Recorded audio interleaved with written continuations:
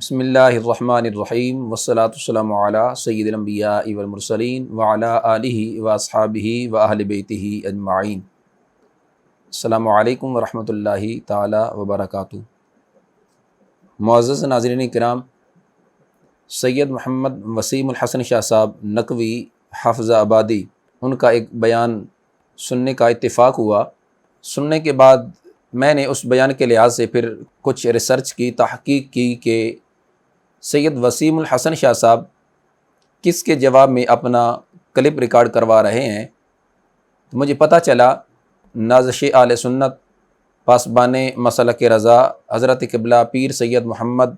مزمل عمر کاظمی شاہ صاحب دامت برکاتہم القدسیہ، آپ کے بیان کے جواب میں سید وسیم الحسن شاہ صاحب نے اپنا جواب ریکارڈ کروایا، جس کے اندر سید وسیم الحسن شاہ صاحب نے سید قطب علی شاہ صاحب کی کتاب شواہد البرکات سے ایک روایت پیش کرتے ہوئے، جو انہوں نے اپنے کسی بیان میں ایک موضوع روایت پیش کی کہ حضرت سیدنا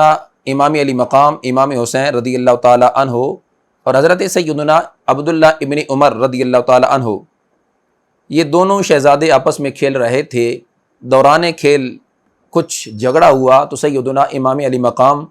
امام حسین رضی اللہ تعالیٰ عنہ نے سیدنا عبداللہ ابن عمر رضی اللہ تعالیٰ عنہ کو فرمایا کہ تم میرے غلام کے بیٹے ہو، جس پہ وہ اپنے ابا جان سیدنا عمر فاروق رضی اللہ عنہ کی خدمت میں حاضر ہوئے۔ تو سیدنا عمر فاروق رضی اللہ تعالیٰ عنہ نے کہا کہ جاؤ بیٹے،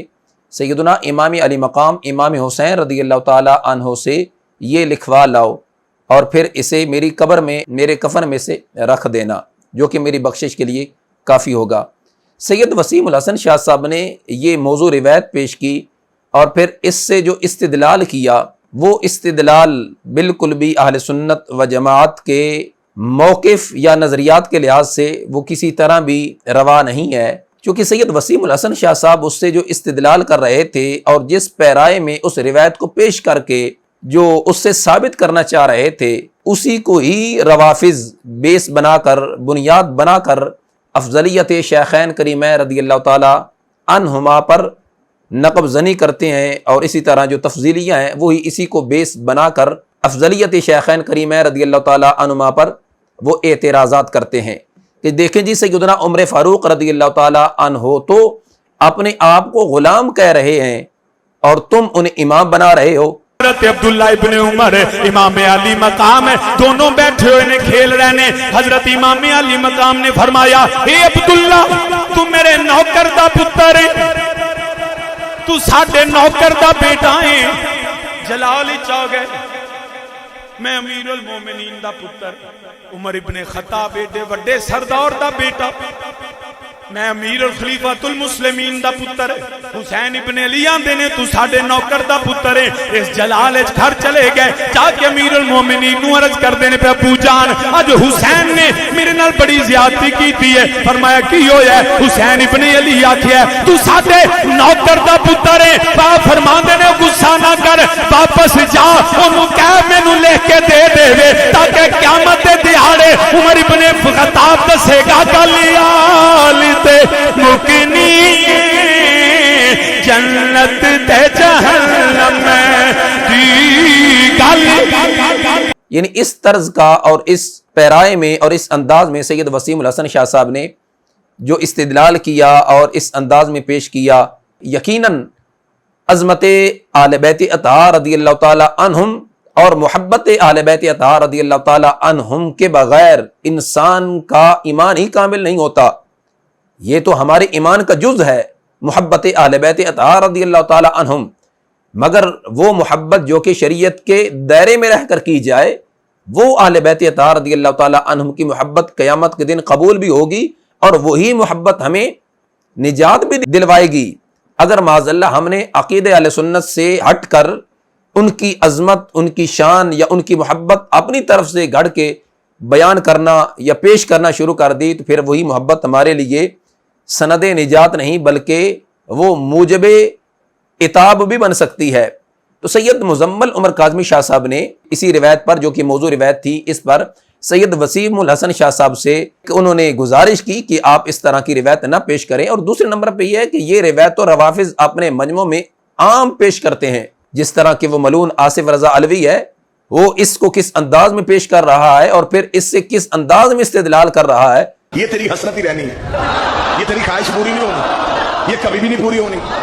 یہ شاہ سے زیادہ شاہ کے وفادار بننے کی کوشش کر رہے ہیں کہ ہم صحابہ کو اہل بیت کے برابر لے آئیں گے، جبکہ ان کی کتابیں بھری پڑی ہیں کہ جب ایک بہت بڑے بندے کے بیٹے سے میرے مولا حسن نے کہہ دیا تھا کہ تو تو میرے نوکر کا بیٹا ہے، تو تو میرے نوکر کا بیٹا ہے، اس نے جا کے باپ کو شکایت کی تھی، بابا محنت بھی ہماری، تخت بھی ہمارا، تاج بھی ہمارا، یہ کچی حویلیوں میں رہنے والے سید ہمیں نوکر کا بیٹا کہہ رہے ہیں۔ باپ نے کہا لکھوا کے لے آ، جب میں مر جاؤں میرے کفن میں رکھ دے۔ اگر ہم بھی اسی روایت کا سہارا لے کر کیا عظمت اہل بیت اطہار رضی اللہ تعالی عنہم کو بیان کرنے کے لحاظ سے ثقہ روایات، اصح اسانید ہمارے پاس موجود نہیں ہے،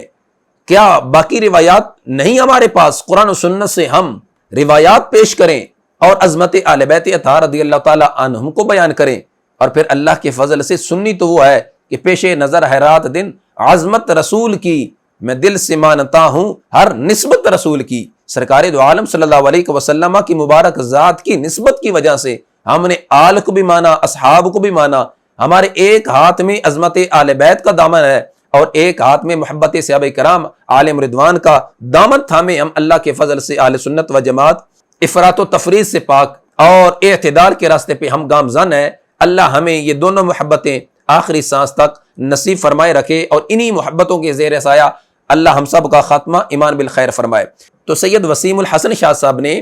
بجائے اس کے کہ وہ روایت پیش کرتے کہ جو انہوں نے وہاں روایت پیش کی تھی، اور جس روایت پر سید مزمل عمر کاظمی شاہ صاحب نے ان سے اس روایت کا حوالہ طلب کیا تھا، مگر سید وسیم الحسن شاہ صاحب نے بجائے اس روایت کا کوئی حوالہ پیش کرنے کے، حوالہ تو تب پیش کرتے جب اس کا کوئی حوالہ ہوتا، وہ تو ایک موضوع روایت ہے جس کی کوئی سند نہیں ہے۔ تو سید وسیم الحسن شاہ صاحب نے اپنے دفاع میں شواہد البرکات سے، جو کہ سید قطب علی شاہ صاحب رحمہ اللہ تعالیٰ کی کتاب ہے، اس سے ایک حوالہ پیش کیا، اور حوالہ پیش کرتے ساتھ یہ بھی فرمایا کہ یہ وہ کتاب ہے جس کا حوالہ حضرت حضور قبلہ کنز العلماء مفتی ڈاکٹر محمد اشرف آصف جلالی دامت برکاتہم القدسیہ نے پیش کیا ہے، اور باقاعدہ کتاب کھول کر فرمایا کہ جی جلالی صاحب نے یوں یہ تصویر دکھائی تھی سید قطب علی شاہ صاحب علیہ رحمہ کی، کہ جس کو ہم نے ان کے منہ دینا تھا وہ ہمارے منہ پہ ہمیں رافضی بنا رہا ہے۔ خدا کے لیے سادات کو سنی رہنے دیں، اگر اصلاح کرنا چاہتے ہیں تو بات کریں، احساس دلائیں، ایسے دھکا دے کے اہل سنت کو اور سادات کو روافظ کی طرف نہ لے کے جائیں۔ ہم اہل سنت ہیں، یہ بات یاد رکھیں۔ رہ گئی بات اب یہ کہ کیا یہ کہنا نوکر اور غلام کا جو چکر ہے، یہ میں جس کتاب کا میں حوالہ دینے جا رہا ہوں یہ اس سے بڑی بات ہے، اور اس کو ڈاکٹر آصف جلالی صاحب نے حضرت ان کو قطب العارفین کہا، اور یہ 2-4 دن پہلے میرے پاس انہوں نے کسی کا کلپ بھیجا، اور یہ کتاب سید قطب علی شاہ صاحب جو سندھیلیہ شریف والے ان کی، اور ڈاکٹر صاحب نے یہی اس طرح تصویر دکھائی تھی۔ اسی کی کتاب کے صفحہ 10 پہ ذرا یہ پڑھ لیجئے، میں صرف آپ کو دو لائنیں سنا دیتا ہوں کہ حضرت امام حسن علیہ السلام جو تھے وہ آپ بیٹھے ہوئے تھے مسجد نبوی میں، حضرت سیدنا ابو بکر صدیق رضی اللہ تعالیٰ عنہ تشریف لائے تو غلام نے خادم نے آ کے کہا حضرت خلیفۃ الرسول آ گئے، آپ نے توجہ نہ فرمائی۔